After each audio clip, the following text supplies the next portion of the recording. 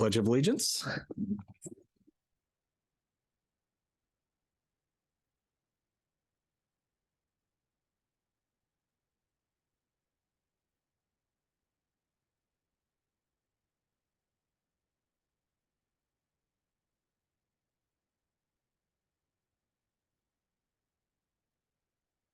All right, thank you. I'll now introduce our board of directors. Joining us tonight is Kathy Day, Cindy Coe, myself, Mike Rowley. Tasha Woods and Madeline DeMaitonon are not able to join us currently, but they may join us virtually later. We're also joined by our superintendent, Troy Turno, nope, we're not. We don't have our executive director of teaching and learning here tonight, Jen Kuntz, but we are joined by Rhonda Schmidt, and I apologize, I forget your official title. The Director of Student Supports. Thank you. We are joined by Executive Director of Finance and Operations, Kim Snyder, and our two student representatives, Max Steele and Amari Thorne. Board, the first action item on the consent agenda. We've had an opportunity to review these items individually and seek clarification from the district admin prior to the meeting. I will entertain a motion. I move to approve the consent agenda. I'll second. Kathy has moved that we accept consent agenda. Cindy has seconded. Any discussion, board? Any questions? Okay, all those in favor? Aye. Aye. Any opposed? Any abstentions? All right. All right, board, that takes us into administration. And first up is Rhonda and the teaching and learning update. Yeah, I will introduce Rhonda Schmidt, our Director of Student Supports. Jen Kuntz is attending her daughter's holiday performance at Valley View. So Rhonda's going to update on a couple different areas that she works on. First off, mental health supports we provide for students. And then she's also going to go through some of our categorical funding in our grants, how that works for this year.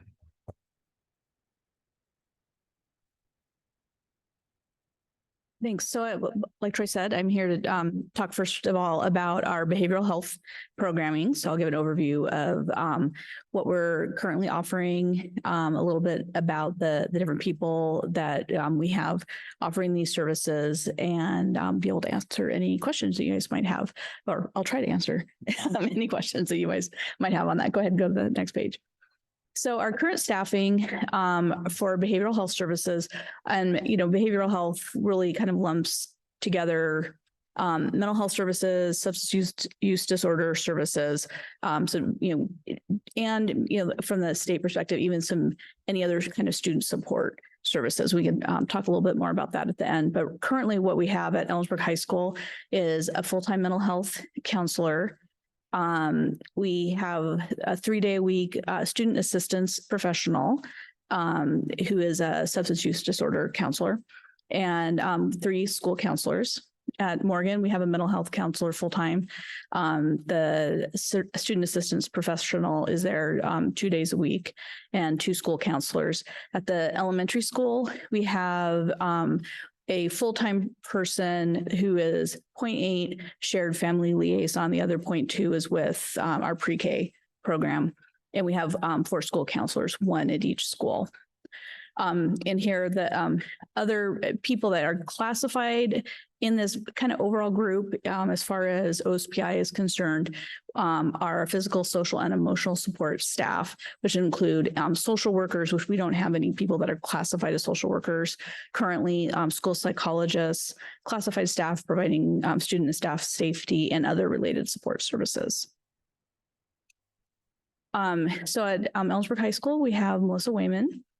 And she has a master's in social work, and she functions as a mental health counselor at the high school. So I asked her and the other staff members, kind of talking about just in general, what is your caseload? What kind of things are you seeing students for? So she's had so far this year 67 referrals. She has 21 students on her own caseload, with 8 more in process.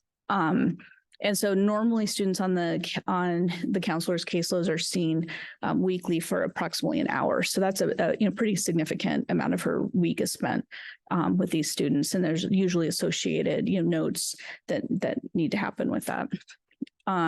She also has frequent drop-ins.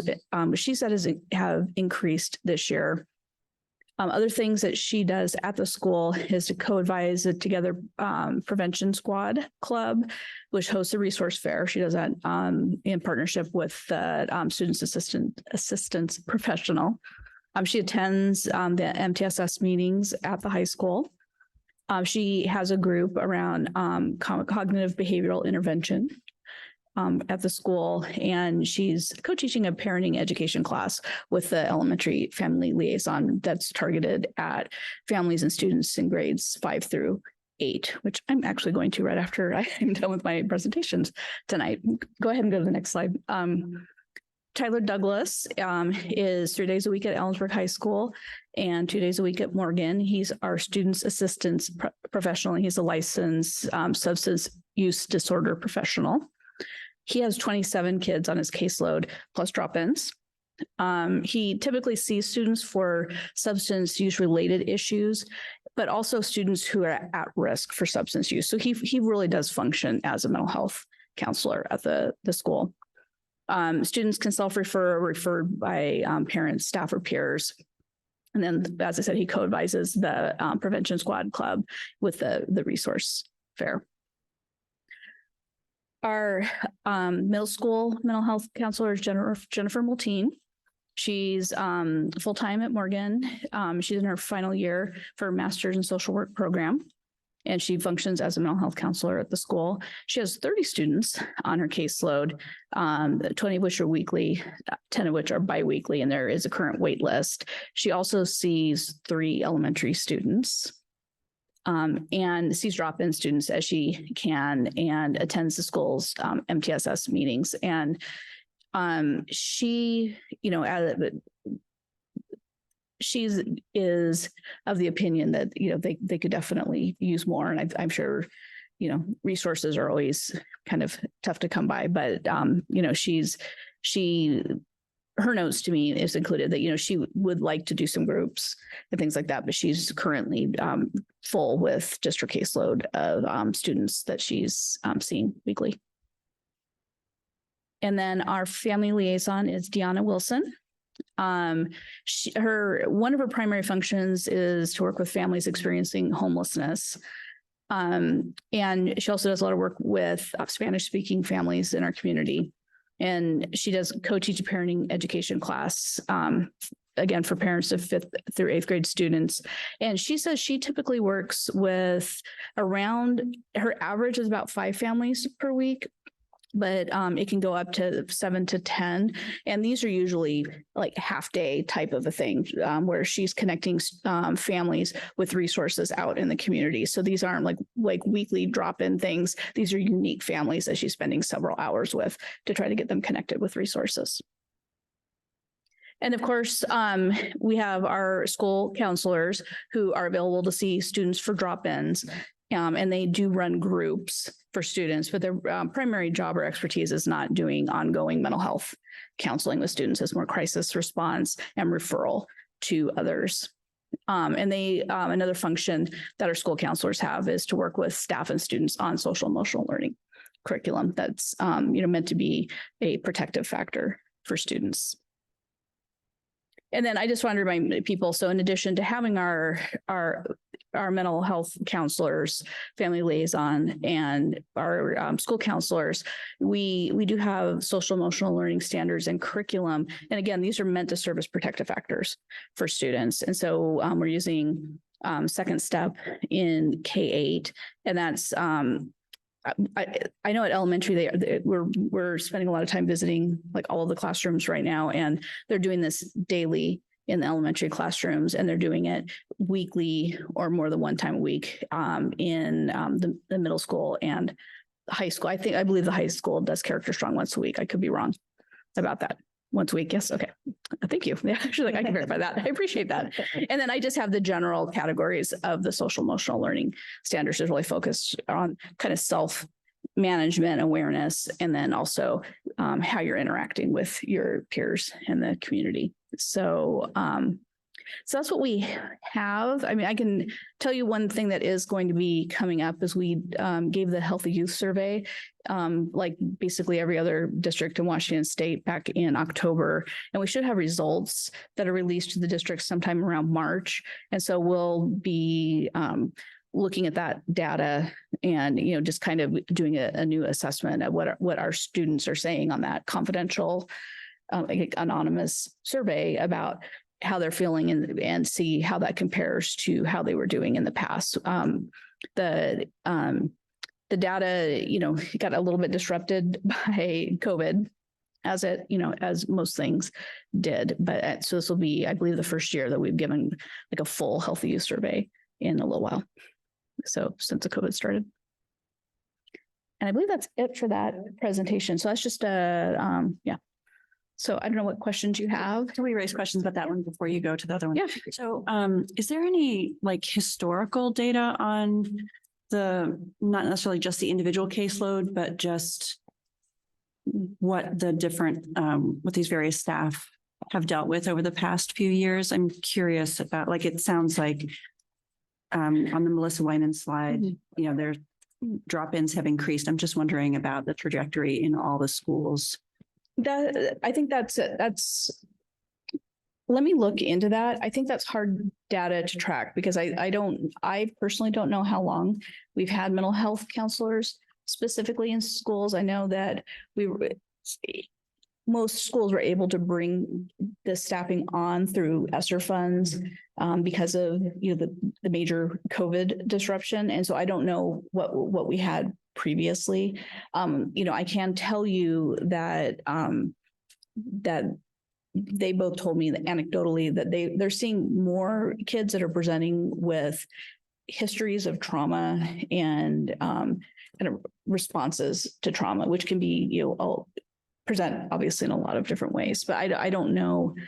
I don't have that data in front of me about like how much utilization has increased, but they should be able to keep that. They should, for the most part, have that data because of how they have to track their caseload. So that wouldn't be difficult data to find. And then a second question is, apart from being referred to one of these staff members, how are students informed that resource is available to them if they're trying to seek it out, or if they have a need? How would they know to go find one of these people?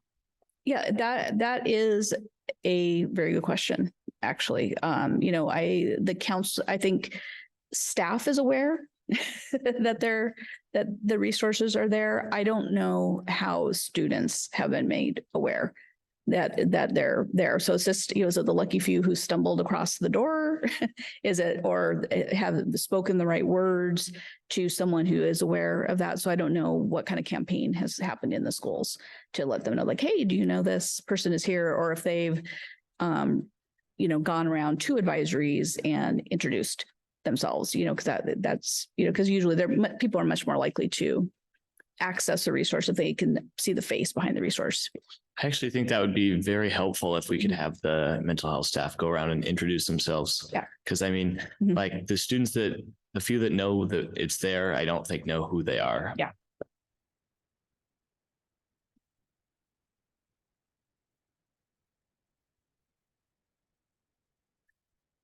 Question about the way that it was labeled in here, you have one mental health of 0.6 student assistant professional.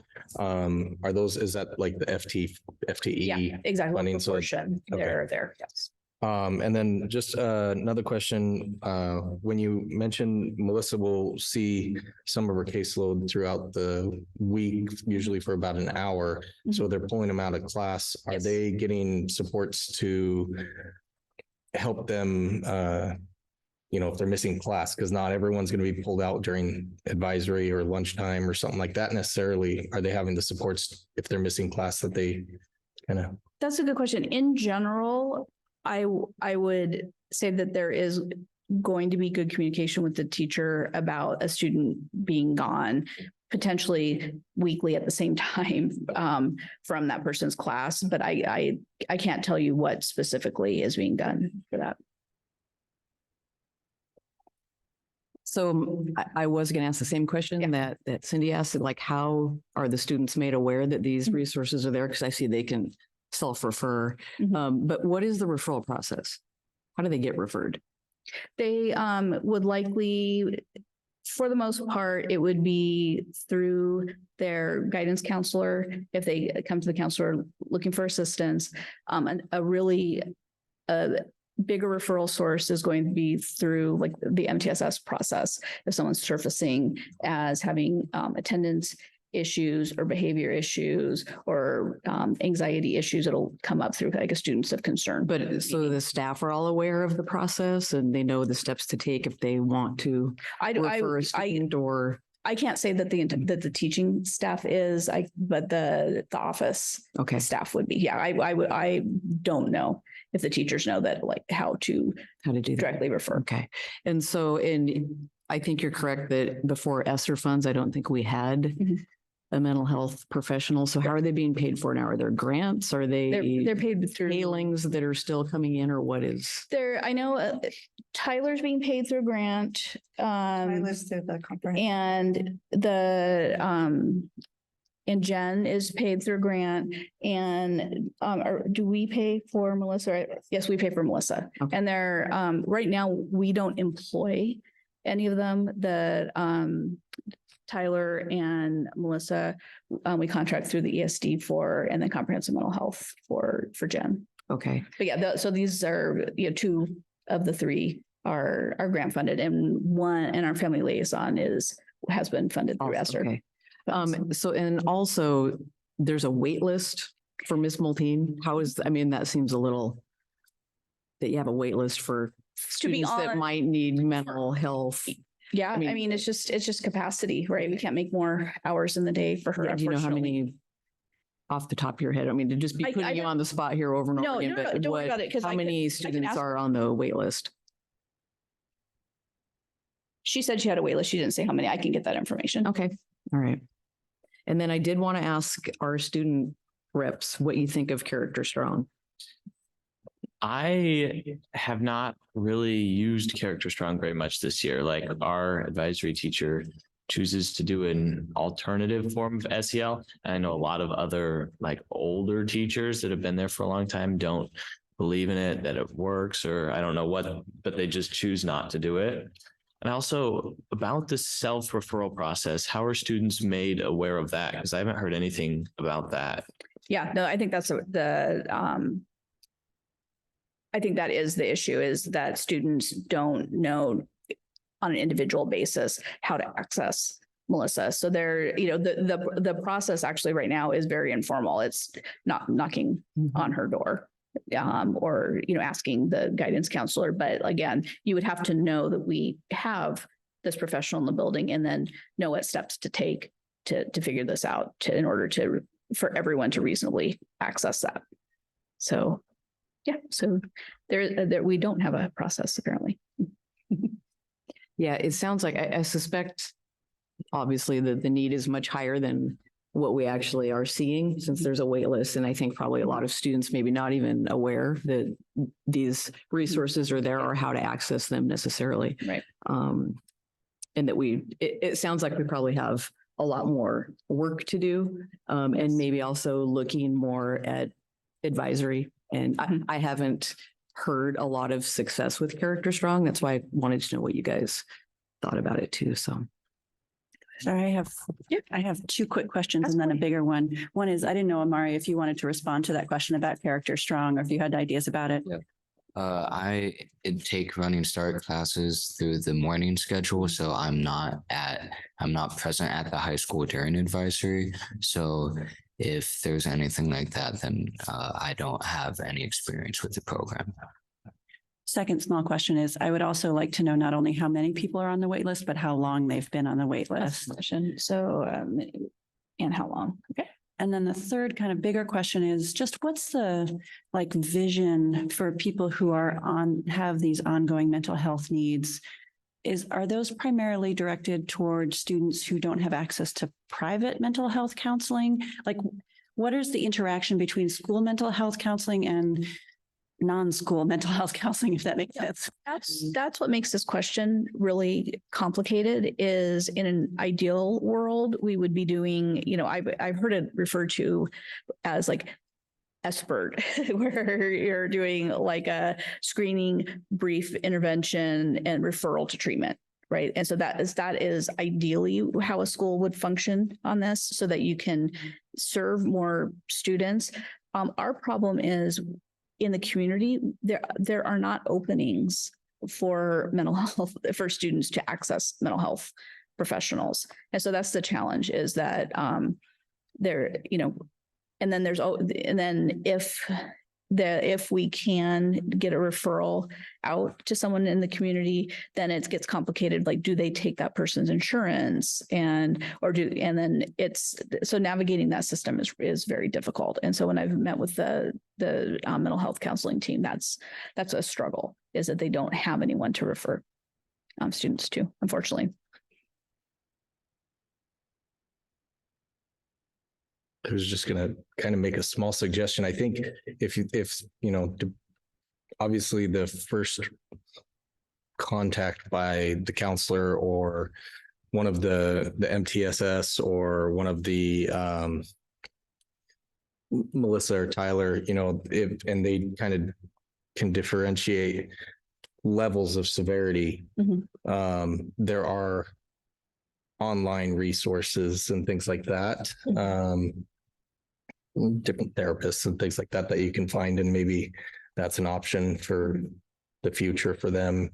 The minor cases, maybe that, since we don't have the availability in our community, kind of a thing, but it'd be interesting to see. So, all right, thank you. I also think it could be very beneficial if staff were able to, like teachers were able to do the referral for the students, because most students, I feel like, would much rather go talk to a teacher about a mental health problem than open up to a counselor, because they get to interact with the teacher every Single day. Yeah. They build a trusting relationship with that adult. So that's a good point. More communication.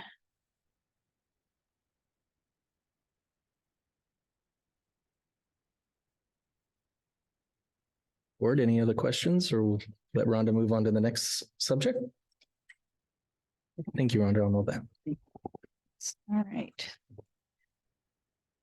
Sorry, I'm just labeling this. I don't forget it.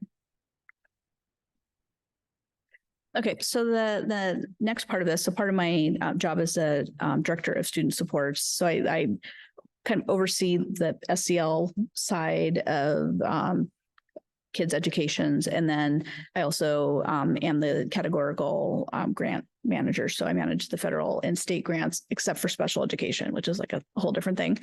And so this is just a brief presentation over our major grants that we have, that we obviously have tons of different grants, but some of them are so specific that it doesn't really pertain to the entire district, but these next several slides do. So if you go ahead and go to the next slide. So the first major federal grant that we have that comes to us actually through the state is Title I Part A.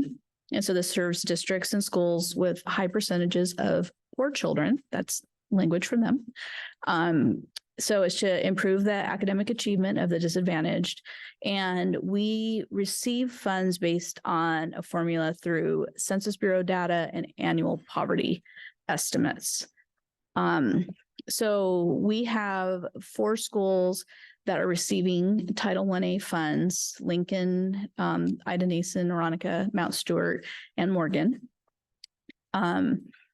We have some required set-asides for money that goes towards earmark for homeless students and for family engagement activities. And after that, and indirects, which are used to kind of offset cost of grant for staffing and to manage the grant. We received about $600,000 last school year. This year, we received closer to $700,000, which is not this was not an actual permanent increase. This was a one-time bump to spend down excess ESSER funds that the state had. So that so this will likely go back down to close to the $600,000 again next year. Since this is a federal grant, it does, as our staffing costs increase through IPD, this grant does not increase. So that's just something to note. Both last year and this year, we've spent 100% of those available funds on staffing. So it's our MTSS specialists at Lincoln, Ida Nason, Aronica, and Mount Stewart, and our English and math interventionists at Morgan. And we fund a MLL para at Lincoln because Lincoln has a fairly significantly higher percentage of students needing those services. LAP is an equivalent state-funded program, and the funds for this one are determined by poverty rate through free and reduced lunch forms or the family income survey. And this is to provide academic support or to support academic readiness. 3 schools have additional high poverty LAP funds, so they have over 50% free and reduced lunch. And so they get a separate grant, and the money that goes to those schools has to supplement what's being spent. So we can't supplant money that we would have spent. So it has to be extra that's going to the school. So the funds that we've gotten from LAP from the state last year were about $823,000. This year is about $860,000. So that does go up with IPD. So the inflation rate. I don't believe it matched what our actual costs were, which, our benefits multiplier for classified staff went up very significantly this year from about adding 50% of the salary times 50%. And this year it's 79%. So that went up a lot. The major spending for budget, again, is is staffing. And our elementary instructional parapros are coming out about half of them come out of this budget source. And our MTS specialists at Valley View comes out of this, and other things that we're doing around MTSS come out of this. We couldn't previously, every year we have to move people around depending on what grants we have, how much money are in the grants. And in this case, Valley View no longer qualified reasonably for Title I. And so we had to move someone into LAP here. Okay. Title II is our big professional development budget. We also have some Title IV Part A, I said sprinkled in. That is really not that. It's like $4,000. It's not very much money, but we're allowed to transfer it into Title II. So this is a federal program to address challenges of teacher and principal quality. And the funds are generated through a combination of student number and poverty rate. As you can see, last year we received about $143,000. This year, about $153,000. So major spending on that is new teacher induction program, our lit retreats, including the before school learning kind of district learning and team. We're spending quite a bit of money on professional development around our MLL programming there. So this is really the budget our professional development comes out of. Okay. I think this might be the last federal grant I'm talking about. Title III is the federal grant, and TBIP, Transitional Bilingual Instructional Program, are both really the focus of both of those. The federal and state ones are around English language learners. The funding is determined by number of MLL students primarily. And from these, the federal portion, Title It's about 32,000 last year, 35,000-ish this year. And TBIP was 379 last year and 385 this year. And again, the major spending for this budget is staffing. So we're covering MLL teachers, parapros, are the software that we use to monitor language acquisition comes out of this. It's fairly expensive. And so that's a major budget item, but there's also some professional development that comes out of this fund. Good, next. And then we have our highly capable grant. The amount of funding this year is approximately the same as last year. I think we have the money. It's just the state report. Our grants are managed through a combination of things. grants through the state, EGMS is also through the state. This one, they have a new thing that they want us to use, and so they just haven't given us that sheet yet. So I don't have that actual firm dollar amount for that budget right there. And again, the major spending from this budget is staffing teachers for high cap. And so I think that's it. So those are our major state and federal grants and what we're spending it on. And as you can see, it's primarily staffing on all those. And it changes. It can change year to year. For instance, Title I, we don't have to spend it all on staffing. It's just that's how we're spending it right now. What does the first bullet on slide 4 mean? Okay. What are challenges? Yeah, like, what do you mean? Yeah, challenges. It's probably their language. Probably. Sorry. Yeah. Sorry. It could be I was using my own special slide 4.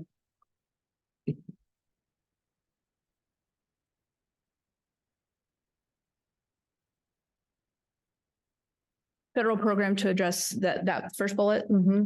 That's kind of literally from the Title II website. Okay. And so I know it's a weird thing because it's really to address challenges of teachers. So it's really from the ESCA language. So it sounds weird. It's really just a professional development. Just based on trying. Yeah, it's not saying offer improvement. Yeah, it's not saying It's not literally you guys like challenges to. Yeah, no, and it's not saying It's Language. looking at professional development and improvement. Yeah. And yes, exactly. Yeah. okay. And Yeah. Flashlight is the literal name of the language software. we Yes, use to exactly. monitor language It development. is. Yes. Okay. Yeah, I should put little quotes around challenges of teacher and principal quality because it seems like a weird It's thing just for me to say. Yeah. Phew, I thought possibly I left something much worse in there. Any questions from?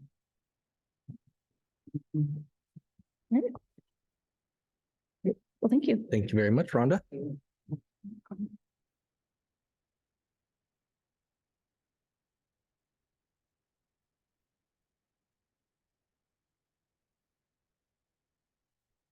All right, thank you, Rhonda.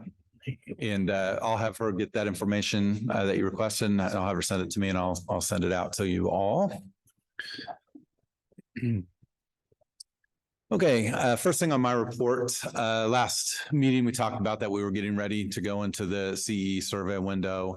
It closes on Friday, the 15th. We've been alternating the advertising of the family one through school, social media, and Parent Square with the district sending it out. So we'll do one last push tomorrow from a district perspective through our stuff to do that. Remember, only as you look at the data that's live as of 12:30 this afternoon, only grades 4 through 12 are completing the surveys. Everything's, sort of confidential, but those are the numbers that we have for each of those categories. We had just under, if I remember correctly, it's about 496, just under 500 family surveys, which is actually pretty good for a district our size. I was reviewing a few other numbers from similar sized districts, although they were all on the west side of the state. And we had, with a couple of days to go, more than than the two other districts that I looked at. So we'll try to get some more in there.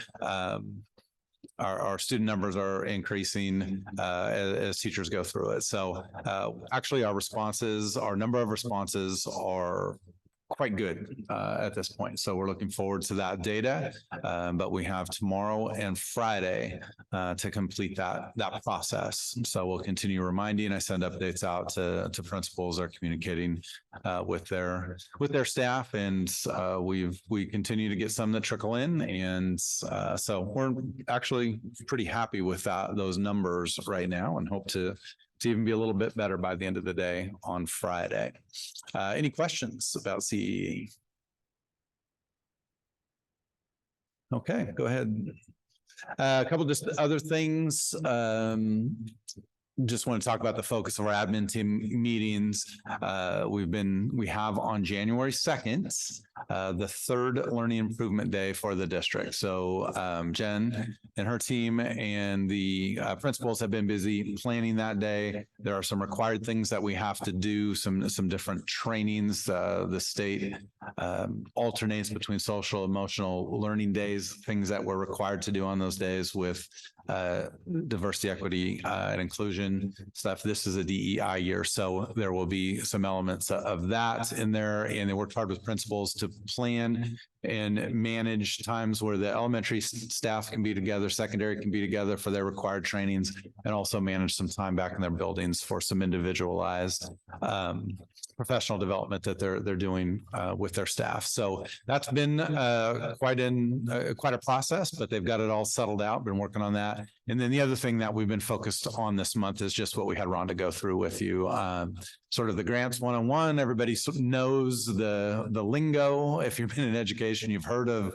Title I, Title II, all those types of things, but just making sure everybody's on the same page about the differences between those funding, what the amount is, and how it's being used. And as you can see, we're using most of or pretty much all of our available grant funding for staffing.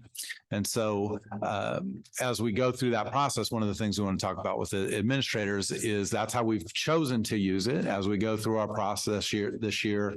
And we know we have our specific ESSER funds going away that those grant money, we'll use it on staffing. We'll probably, I would assume for sure, continue to use it on staffing as much as possible, but we'll just wanted to know where everybody's funded out of. We spent time that previous month going through the ESSER funding and where that money is going. So we're just getting a handle on all of the different ways we're funded and how they're currently being used as we start to get the ball rolling eventually here in a month or two on planning for next year.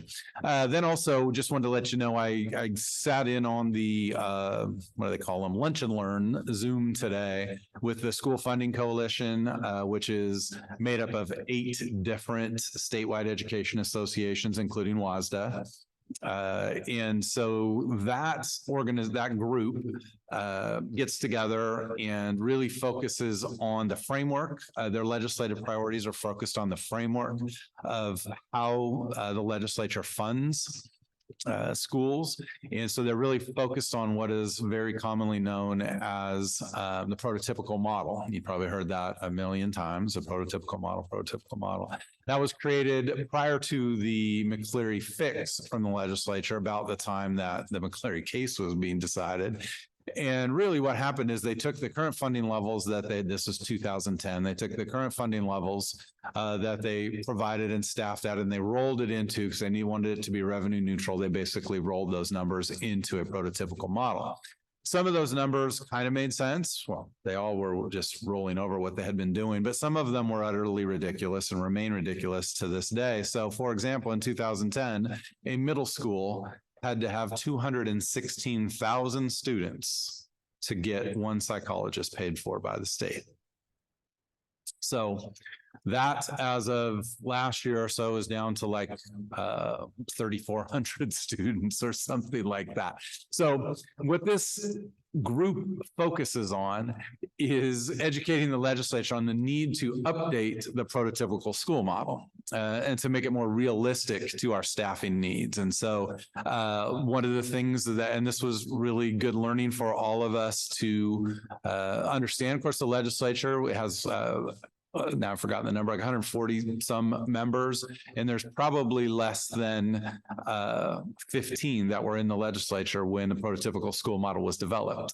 So we have to constantly re-educate and constantly explain things because it doesn't make sense to someone who has just, got elected even 4 years ago. They just don't have that history, right? And so that's just what they were going over. They made some progress last year in the prototypical school model. It was updated in 2022. First off, there was very little done between 2010 and 2021, just a few like that, getting the ridiculous number from 216,000 and it was like 180 some thousand at a high school down to still a ridiculous number, but it looks better on a graph when it says 3,400 instead of 216,000 kids, right? So they made some progress with that. And so staff ratios were updated for our funding model for physical, social, emotional support staff in 2022. So that is a box, so to speak, with guardrails on it when the legislature gives that money, because staffing allocations are suggestions. They are not ironclad, but when they put it in a box, then it can only be spent on counselors, mental health, social workers, psychologists, so nurses, but it doesn't require any of it. It just says you can't spend that money on custodians or you can't spend that money on certain, just BEA type staff. So,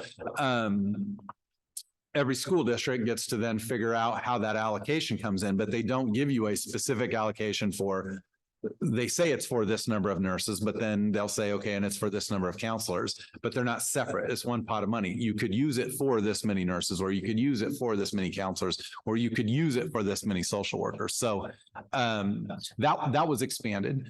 They've got some priorities going this year being a supplementary budget. And Governor Inslee's budget came out shortly after that was over, and I was tied up all afternoon, so I didn't look too closely at it. I'll spend some time tomorrow. I'm sure OSPI and Superintendent Rakedal put out some sort of response to it. I know it was heavy on the governor's budget. We were warned well in advance was going to be very heavy on environmental issues and housing and things like that, rather than having a real education priority to it.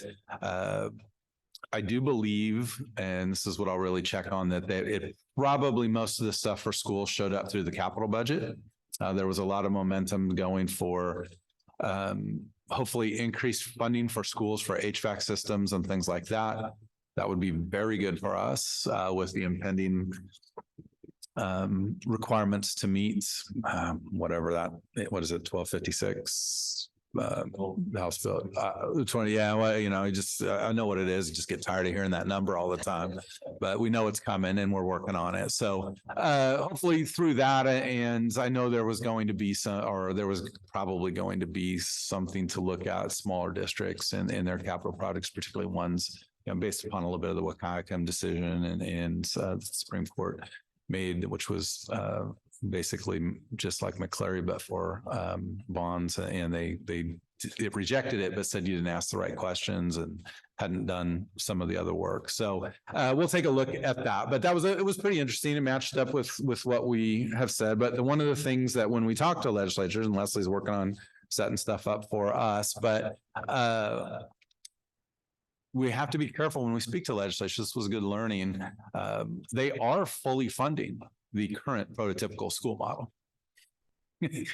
Whether that model meets our needs or not is really the issue. So what we need to focus on, and the language that we need to focus on, is they are correct when they say we're fully funding the model. What we need is them to adjust the model to reality of what our needs are in our schools. So that was the biggest takeaway for me, to make sure that we're careful with that language. So there's not much. Like I said, we'll dig in and look at the governor's proposal, and his usually doesn't really it's just a starting point for everybody else to start arguing. So we'll see where that goes. All right, Leslie, last slide, please.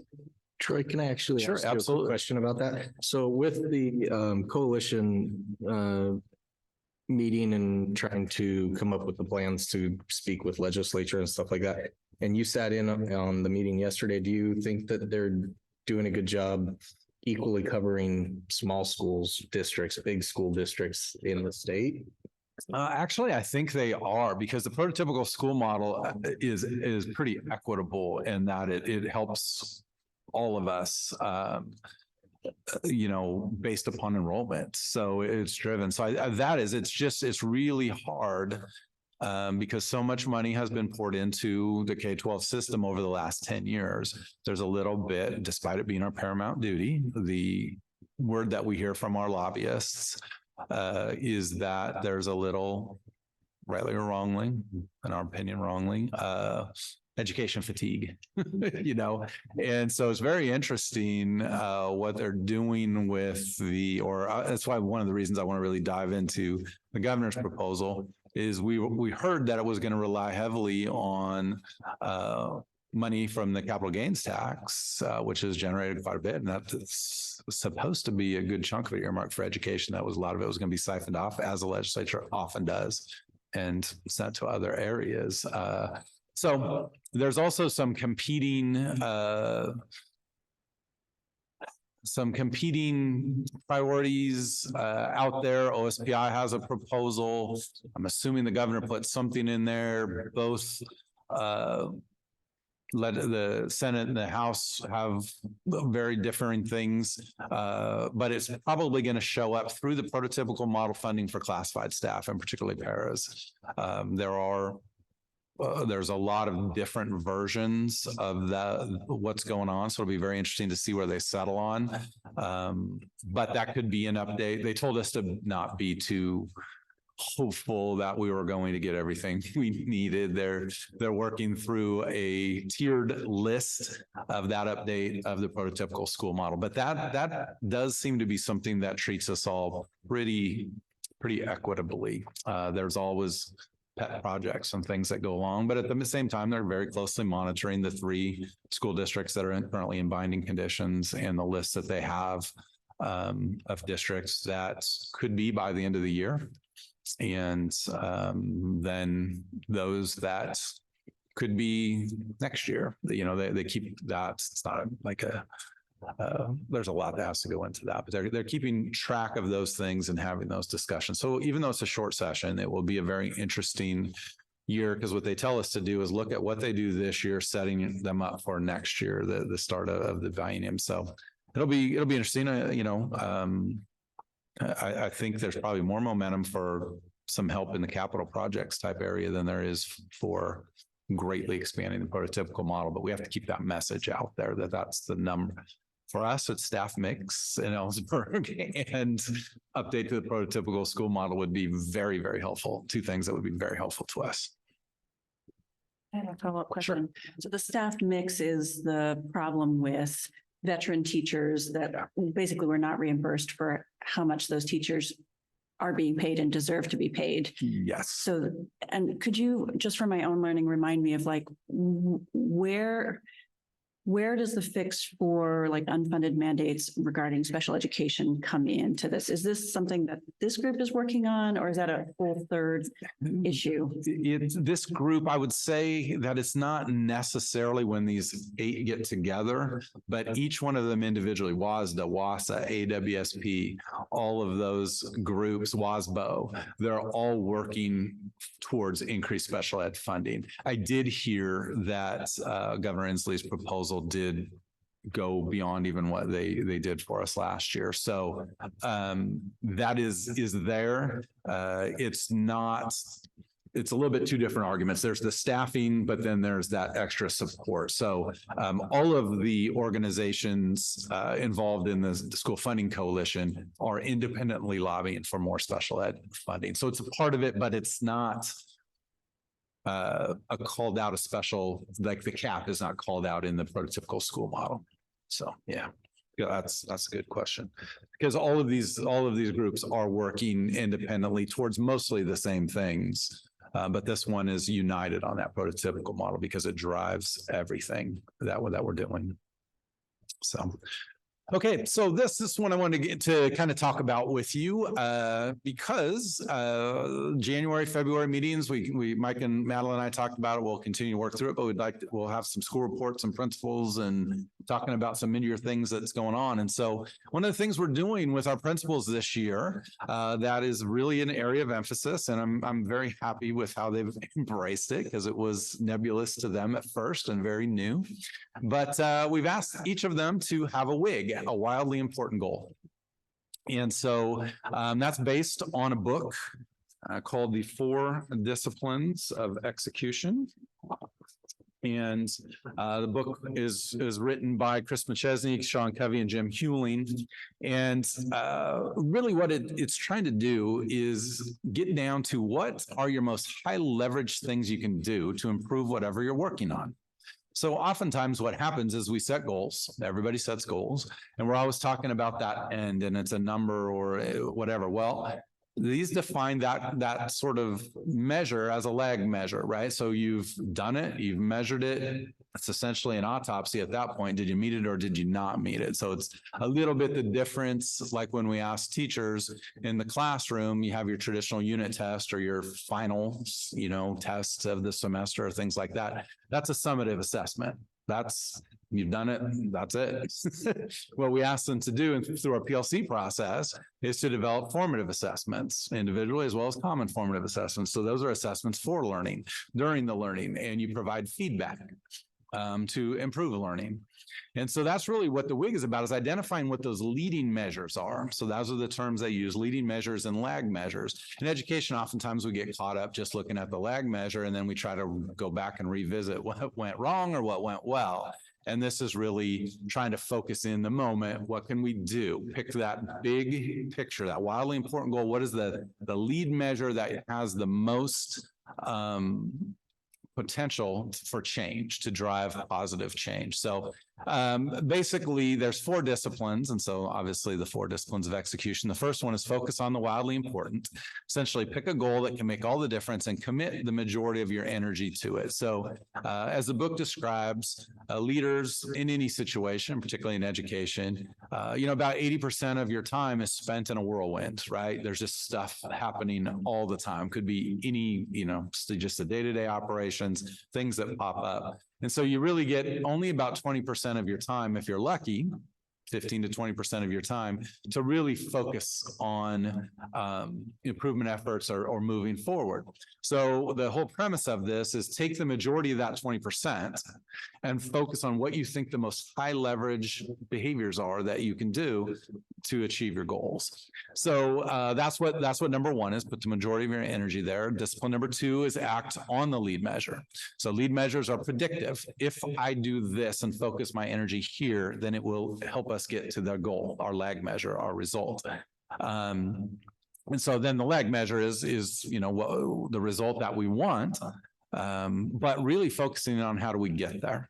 And then discipline number 3, keep a compelling scorecard. This is my favorite part of it. Great teams know whether they're winning. Talked about Kathleen all the time. We had a phenomenal girls basketball game at Ellensburg High School gym last night. It was just amazing. And they keep score throughout the whole thing. You know where you're at. It's not a secret. They don't turn the scoreboard off in the middle of the 3rd quarter and say, all right, let's guess who's ahead, who's behind, right? So in order to really reach the important things, you have to have a scorecard. You have to know where you're at and what you're doing.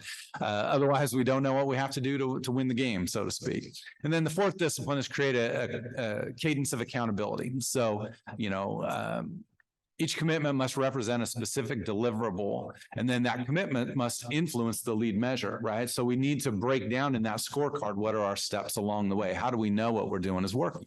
So essentially a formative assessment as we go along. So this was very new for our team of principals. And so we have a lot of really good thinkers that are very but their nature is to think in a very linear fashion. So when I don't fill in the blanks, like pick this, what do you think's gonna work?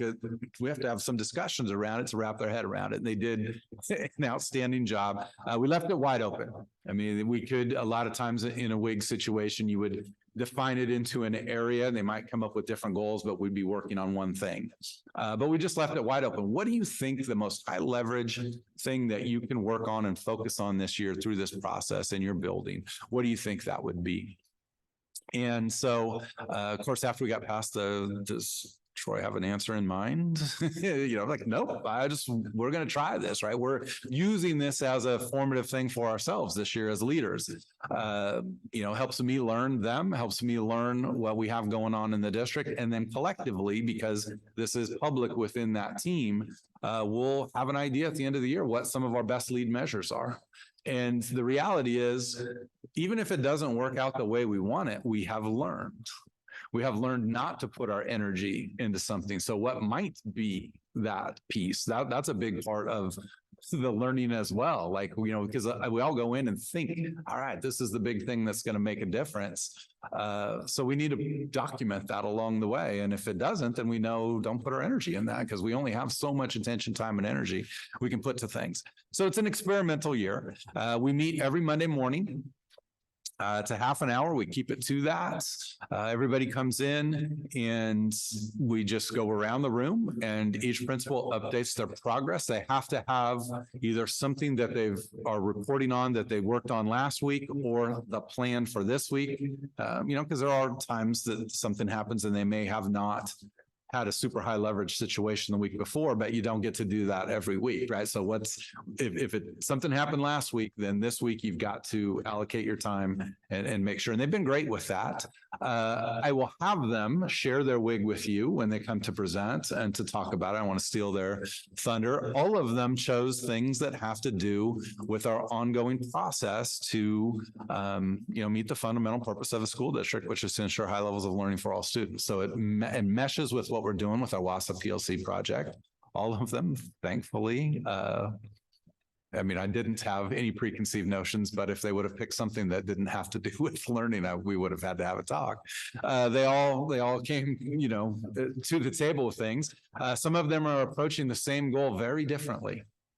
And that's also really fun to watch, because it helps me learn them. But the fact is that they're sharing with each other. A lot of them have been adjusting their scorecards and not making big swings to their WIG, but kind of adjusting a little bit as they've got into it and recognized. Because I told them, I said, we haven't done this before, so I'm not going to make you pick something the third week of September. And then all of a sudden when you go, oh, boy, I think I've got a little bit better idea to get there. I want to make a slight adjustment. So, that's what you picked in September. You can't change now. It's not what we want to do with kids, right? You learn something.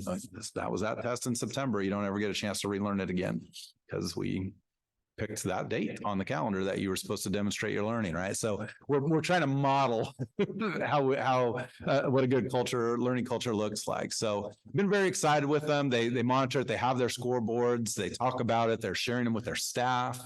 I'm not sure I'm sure they have to explain it over, and sometimes the staff, it doesn't really make sense. What's this WIG thing, right? So, but I've been very, very happy through the first part of the year of how they've embraced it, because it is new for them in the midst of all the other stuff they have to do.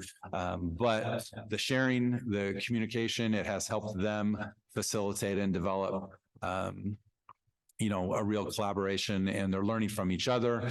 Some of the best conversations we have are when someone will bring up something in their WIG and they'll talk about it, and then then we'll stop and we'll ask some questions, and people will figure it out, and like, oh man, I never thought about it that way. So we're all just trying to find those most high leverage things that we can do as leaders to move people forward. So that's a big part of what we're doing with the principals this year. And I just wanted to prepare, so when they talk about their WIG with you, you're like, what? What does that mean? So any questions?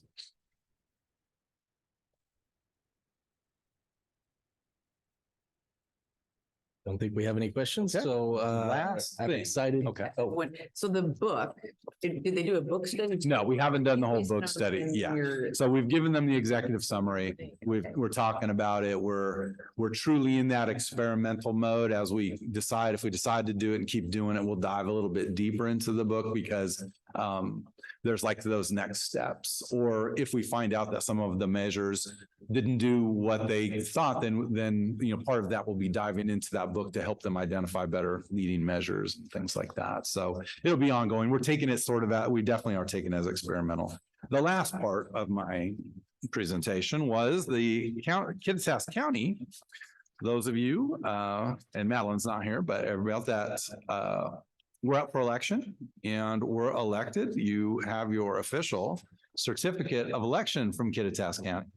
So you have something now to frame and hang off your Christmas tree, as a big ornament. So Kathy, congratulations. There you go. Right.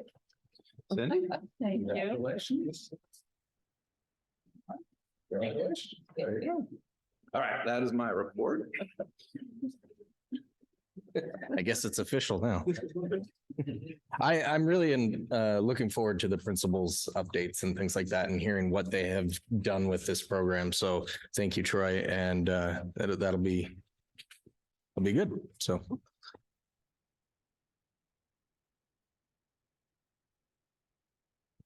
All right, board, that takes us now into the business portion of our meeting. And first up is our financial update, and Kim.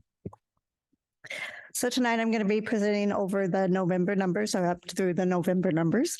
It's going to be, as always, it's a little short, but with it being an early board meeting in the month, just have the numbers that we have, which could change a little bit, but I don't expect it to change a lot because we've already done all the payroll and all the vendor payments and all that. So for the general fund, we are at 23.82% of the budgeted revenues and 23.19% of the budgeted expenditures.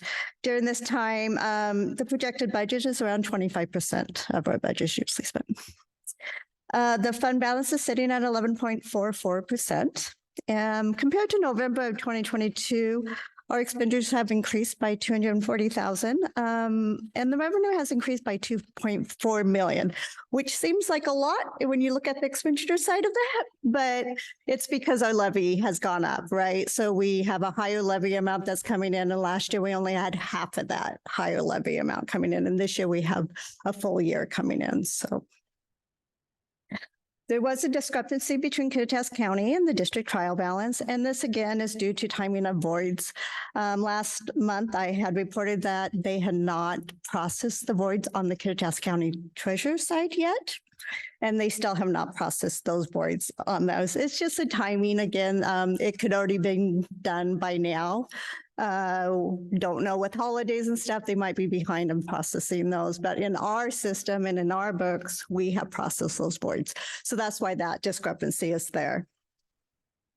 Capital projects and the capital project fund is showing at 18.22 of revenues have been received and 3.57% of expenditures have been reported. And the fund balance comes in at 2.21 million. And most of that fund balance is our tech levy funds. There was no discrepancy between Kitsap County Treasurer and the trial balance. The debt service fund has received 40.45% of the revenues and 0.02% of the expenditures. The fund balance comes in at 5.68. The reason that is high there is because we paid a principal and interest payment on December 1st, so it's not showing yet because these are up through November expenditures. And again, there was no discrepancy between Kitsap County treasurers and the trial balance. ASB fund has received 22.4% of the revenue and 10.28% of expenditures have been reported. The fund balance comes in at 497,000. There was a discrepancy, same issue as the general fund, voided warrants that we have processed and reported, and Kitsap County has not done that yet on their side. As we all know, the private purpose trust fund is not a budgeted fund, so there is no budget status report for that. The fund balance sits at about $30,000, and there was no discrepancy between Kittitas County Treasurers and the trial balance. And the transportation vehicle fund came in at 1.4% for revenues, and there were no expenditures. However, we did just receive 2 buses, and believe those invoices are being paid during the December's vendor payments.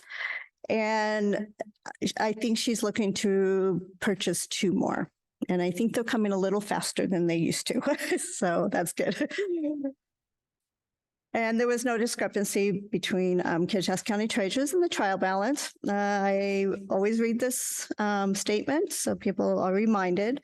I'd like to remind everyone that this report is presented with the information I have currently and is subject to change as we continue through the year. I would also like to remind everyone that revenue sources are used in their current funds for authorized expenditures and can't usually be transferred to be used in different funds unless authorized within the adopted budget and with the accounting laws. Sometimes people ask, well, why don't you just take money out of the debt service or out of, capital projects funds and just use those? And you can't. Are there any questions? Board, any questions? Nope. Thank you very much for the update.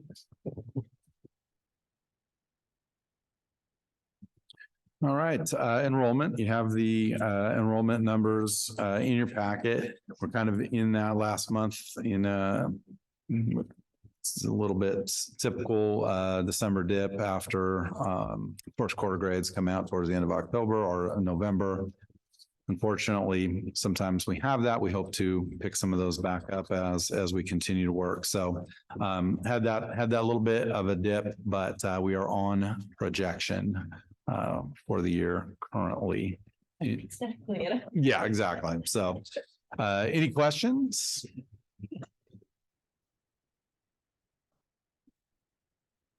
I don't think we have any questions. Thank you, Troy.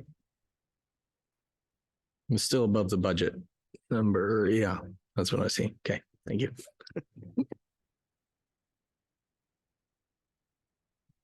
All right, board, that takes us on to the next item, which is board discussion, student engagement. This was one of the topics that came up, I think, last board meeting. So Yeah, I think the topic actually was brought up by Mac that students were interested in getting to know the board members, or at least maybe understand better how the board meetings worked and what the dynamic was. So I thought that was something that we should probably talk about. One of our most important fundamental goals of public education is to promote democracy and civic engagement, right? So let's take this as a opportunity and invite that. So what some ways might be to get more student engagement, specifically high school students, I'm thinking, old enough to be able to have some dialogue or interact with us. So I've been invited to go to the Saga meeting in the first week of January. So that's one way that I'm, hoping to engage with students and talk to students. And I think sometimes hearing from students is a lot different than hearing from teachers. And, there's different layers of experiencing our school and education. And something I would like to do is I'd like to shadow a kid for a day. Hmm. And I would like to see what it's like to be a kid going through a day at Ellensburg High School. I know the hard thing about shadowing a kid is a lot like when teachers come and get observed, is oftentimes they'll change up their lesson plans. So, if there was a way for you truly to be invisible, it would be a lot better representation of how the day would actually go with that. Well, I think also it would absolutely depend on who you chose to shadow. So, there's a lot of different ways to experience that, but I just think it's important to hear from students. Staff or teachers or adults often think they know what's happening, but it's a completely different perception. So, ways that we can invite students to engage with the board is something I'd like to think about what that might look like. And perhaps we take a meeting to the high school and make it a little easier for students to come and watch and talk to us. Another thing, I noticed that there was some district admin going around the school today at the high school, like popping in. That would be, I think it'd be cool if like one of the board members or two of the board members or something popped in with them.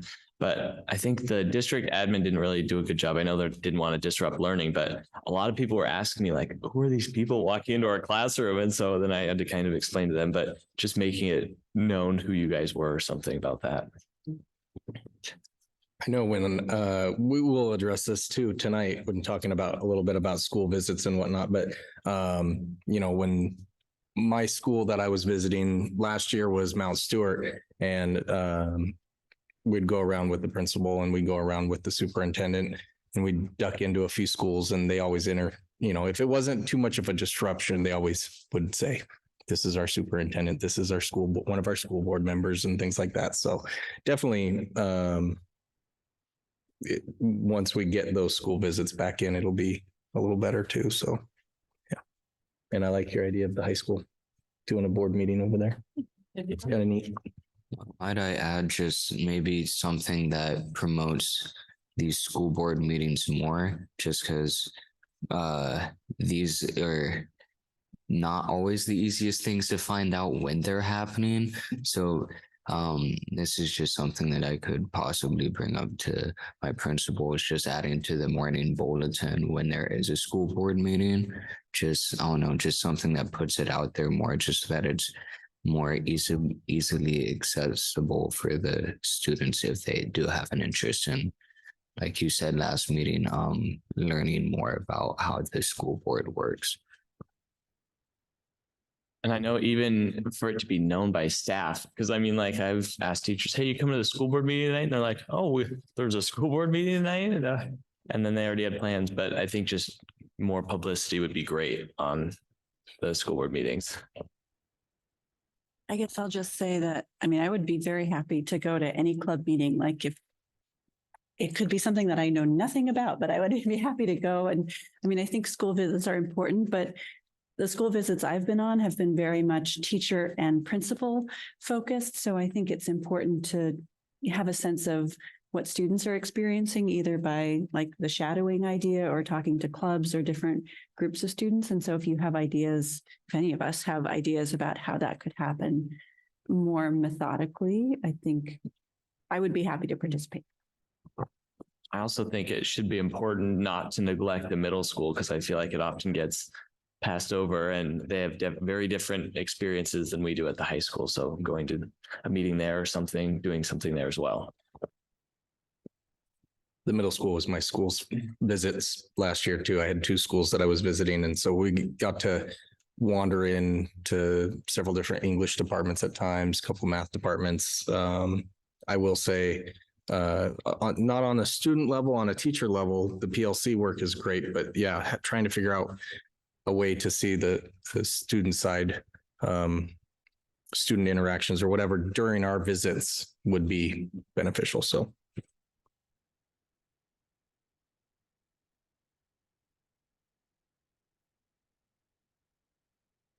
Yeah, we'd love to hear your guys' updates for.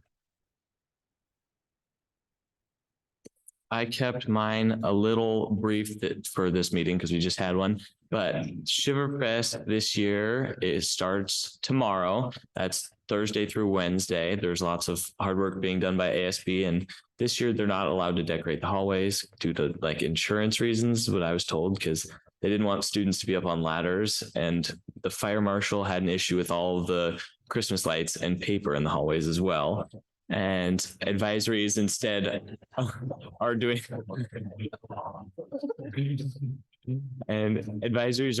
door competitions this year rather than decorating hallways. So they get time during advisory to decorate the doors during work time. And it was adapted to fit the new winter break, because it's kind of weird to not have it be the Monday through Friday.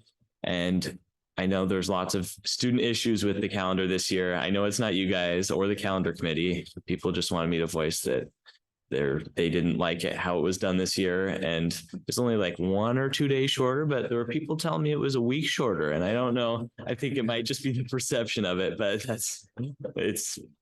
students wanted me to bring that up.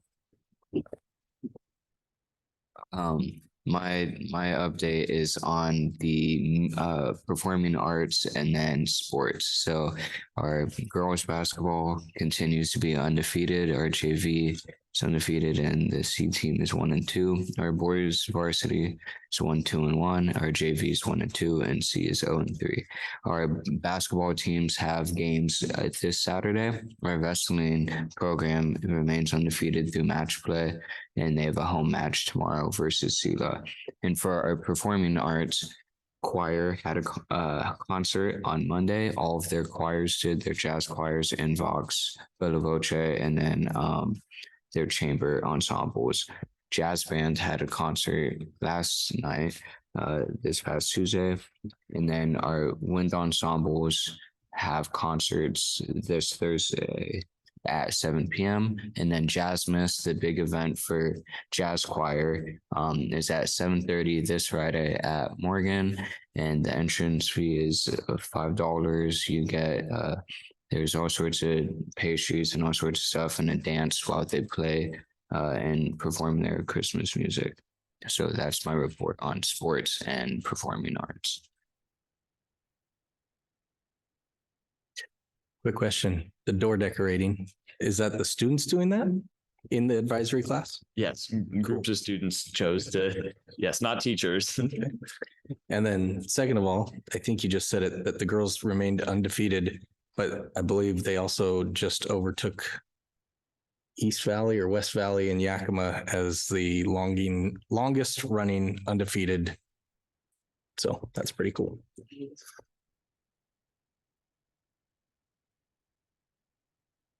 So just to return to student engagement for a moment, and maybe this will dovetail into school visits. I know we have something in between, but how should we proceed? I mean, it's nice to have a board discussion, but then it's sort of like, what are our action items? So how should we proceed in terms of increasing student engagement with the school board? Well, my suggestion would be once we decide, just to try some things out, once we determine school visits and, who's going to go where in that schedule, then we really try to frame when those are, what can happen there. I mean, there's it all just comes down to what the purpose of the visit is. And so if the part of the purpose of the visit is to have some engagement with students, and we figure out how to set some time aside and figure out how to make that happen, probably look a little bit. I don't know. We have to figure it out. I mean, the basics can be the same. It's just difference talking to a 12th grader and a 3rd grader. It's a little bit different conversation, but the form doesn't really have to be any different, I guess. So. I also think it'd be important for them to know that it was not complaining, because I know there's I'm sure that if you guys went and said, tell us about, there would be a lot of people complaining about what's wrong with school, and rather more of what they like and what they want to see and what they could do differently, rather than this, and this is wrong. Mm-hmm. Complaining is okay. That's part of what we're here for. But we'll also have some data to work, from in framing those guiding questions and things like that. Once we get some CE stuff back, there's other, data being collected in different ways. So I think it's really just about how we frame the process as much as anything else, and see how it goes, and then continue to make adjustments along the way. This is just an idea that just popped into my head. So forgive me if this doesn't seem very well thought out, but maybe breakfast or lunch with the board or something like that. And that doesn't have to be all of you present, but if maybe a couple members of the board did a breakfast or a lunch or something like that, and just where students could show up. This could be at the school, but this is something that could be discussed and later and more thought out, obviously. But just something where it's set aside for students to come and at least meet you guys or voice some of their opinions. And I don't know how that will go, but that's just something to think about. Yeah, that's a good idea, Amari. Thank you.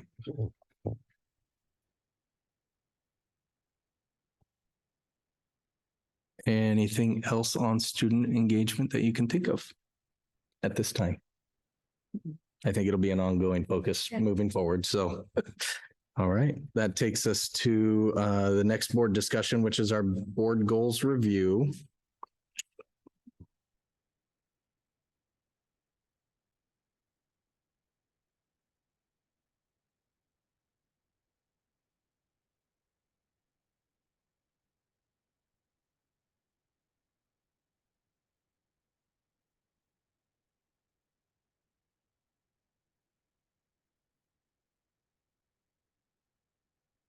All right, so, my understanding, Troy, is when Madeline was discussing this, it was kind of built off of our board ends and what goals as a board we want the district to be moving towards, correct? I mean, off of the board ends,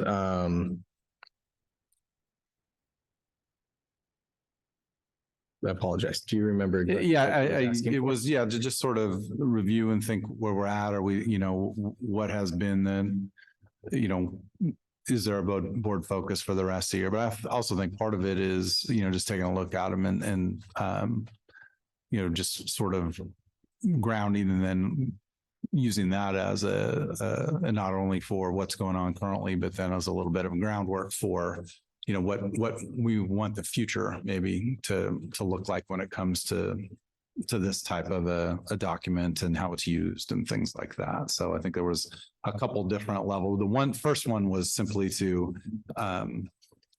take a look at them and just sort of really talk about them a little bit amongst yourselves and sort of where we're at with it. And then this is second one would be sort of some of the next steps with it. So it's probably something we can put back on when we're going, when we can have everybody here and just, sort of continue to take a look at it. And that was one thing I was going to mention is since we are down two of our board members, being that, this could be a future agenda item or something in January, early February, if we want to kind of spend some time actually thinking about what those would be. And then plus Madeline and Tasha would be able to join us. Yeah, that makes sense to me. I mean, hopefully we'll completely review and reset the board ends, but we would need to wait for the new superintendent to do that. But I think reviewing them, looking at them, kind of seeing where we are with them, that would make sense. Maybe do that in January. So.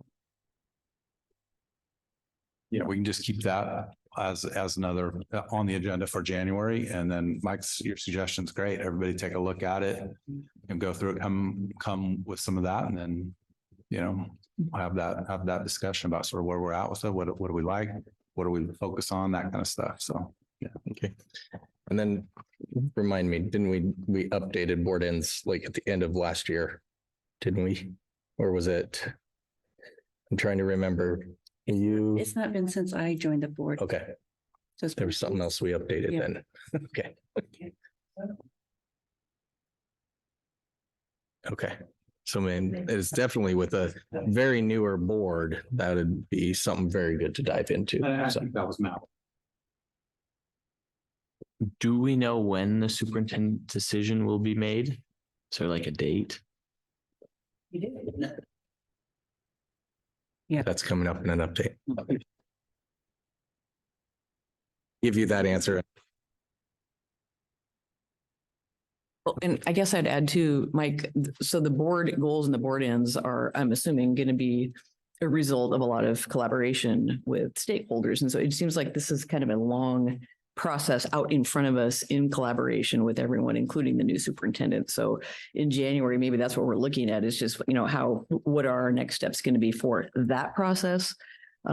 Because the board ends to me, I mean, we're all kind of giggling to ourselves because we don't remember when the last time was that we looked at them, but that it ought to be a viable sort of living list of things. It's not just something that we put over here and nobody knows what they are or, why we made them. And, hopefully we can breathe new life into not only the process, but how we even use those board ends and goals and, look at that in a different way. So it's just my 2 cents. I agree. Anything else? If we're going to wait for the other board members, I think we can move on to the final business item, which is our school visits. And I don't know what the best way to do that is other than, I mean, we do want to do school visits. We want to get back into the schools and go see how things are going. Do we want to do like a doodle pool and see, or based off of like where we were before? What we did last year is really helpful was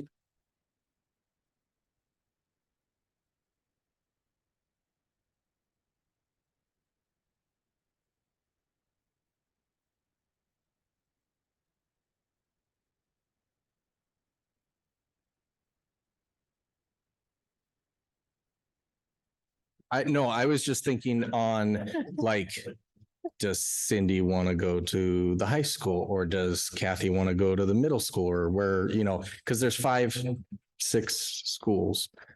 There's only 5 of us, so somebody gets full double duty. But I mean, it's just trying to figure out, where you guys want to go visit kind of a thing. So That's really good because those are the two things that have to sort of get figured out. And well, if there's 3 things, when we already sort of talked about what do we want to do. So we'll be building that process, then who's going to do what schools and then helping Leslie schedule it. So why don't we do it this way? Just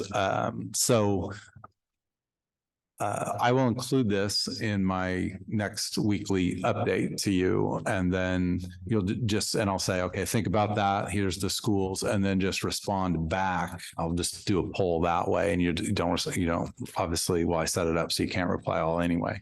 So then just reply back and then we'll get the tally and then I'll send out another one like, okay, well, we've got, everybody wants to go here or we're good, and then we'll just figure out what that next step looks like and figure it out. Figure it out at the January study session, finalize everything, but we'll have a pretty good idea by that time if we do it that way, I think. And that's probably easier than managing a poll because then I can just manage it through my email. You are correct. There are 7 schools. Yep.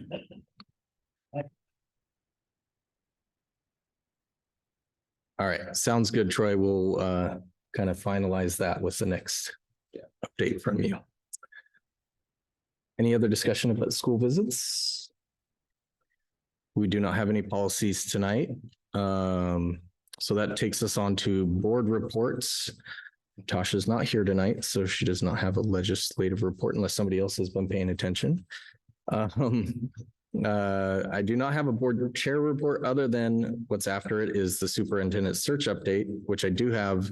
I want to make a couple of announcements and not clarifications, but updates to it. So first and foremost, yes, the superintendent search is up on the school website. Most people are probably, if they go there, will be first updated with survey links. One is in English and one is in Spanish. It will take them directly to SurveyMonkey, which is Northwest Leadership and Associates is running that survey for us. There is a flyer, kind of a brochure that is up on the ESD website as well. That is now pretty much, it has been finalized, so that will be sent out to the market, if you want to call it the market, that Northwest Leadership and Associates is sending out to, I believe they said something like over 3,500 potential applicants. We should go to the right one. Sorry.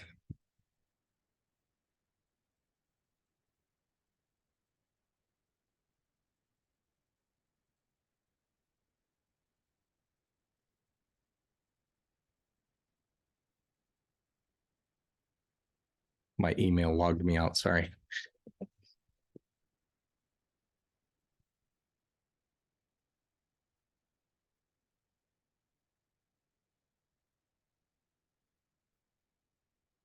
Okay, so we will have a search report from Northwest Leadership and Associates at our January board meeting. I'm not sure if I recall Mark said he would be here in person or via Zoom, but he will be giving us an update.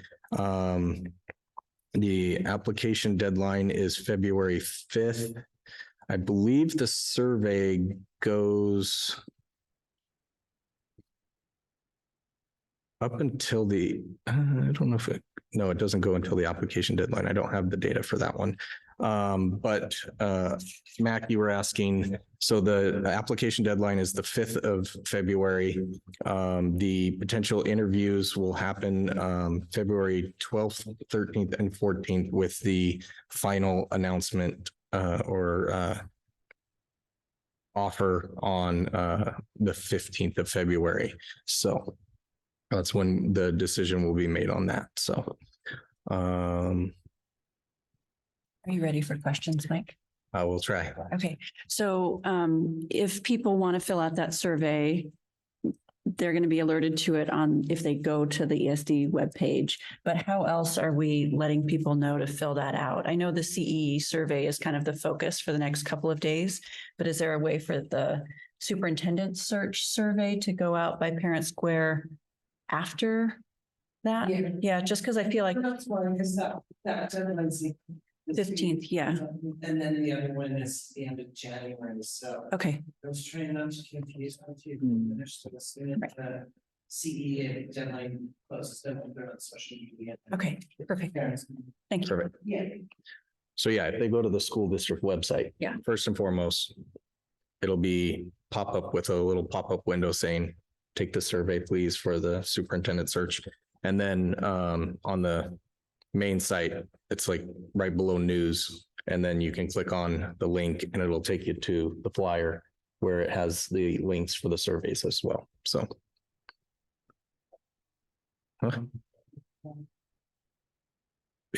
If you want to show people online, that'd be great. Thank you. You have another question? So how does that process work with the, I believe, NWLA? Do they like narrow down the applicant pool and then give you guys like 5 or 3, or how does to interview? How does that work? Yep, that's exactly how it'll work. All the applicants that will turn in applications. Yes, so if you go just scroll down, oh, it's there too. Yeah, so multiple places on there. But I'm just thinking for people who don't regularly go to the website. Yeah, it'll be once we get done with the Okay. Thank you, Leslie. All right, so back to your question, Mac. So yes, the application deadline is the 5th. Northwest Leadership and Associates will do all the narrowing down with the lists that the boards gave them to kind of consolidate down to the best qualified applicants. At that point, they will come up with the final 3 to 5 that we will have interviews, that the board will conduct interviews with over that period of about 3 days. So, yeah. Are those interviews behind closed doors, or are they? No. No. No, it'll be like this setting where it'll be a board setting, and it's kind of like when we did our And last time we had representatives from different, teachers, community members, parents that also got to observe. yes. So Yeah. it'll be sort of a collaborative process.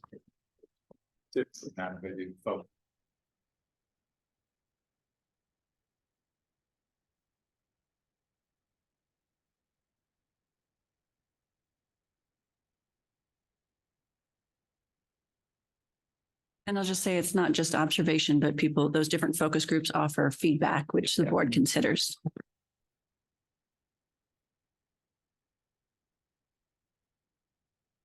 And just said, so Mark will be, because due to that timeline, just so everybody understands, Mark will be at the study session in January, because the end of month meeting would be too close to the deadline.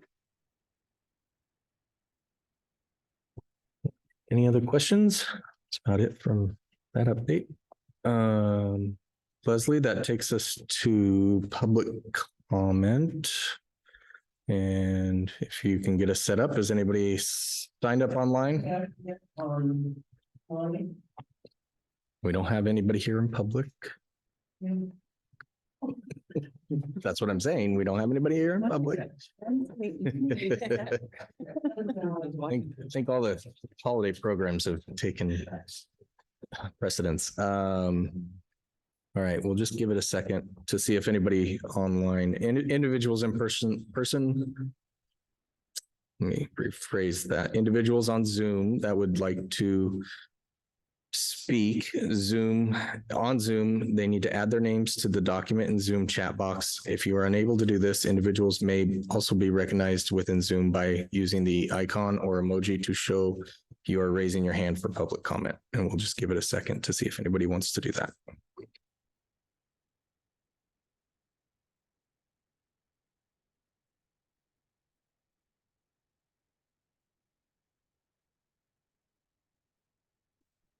All right, thank you. I'll go ahead and close public comment for tonight.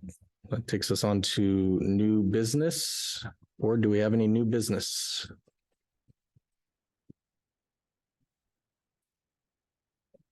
All right, that takes us into meeting closing, and I spoke with Troy. We do not have an executive session tonight.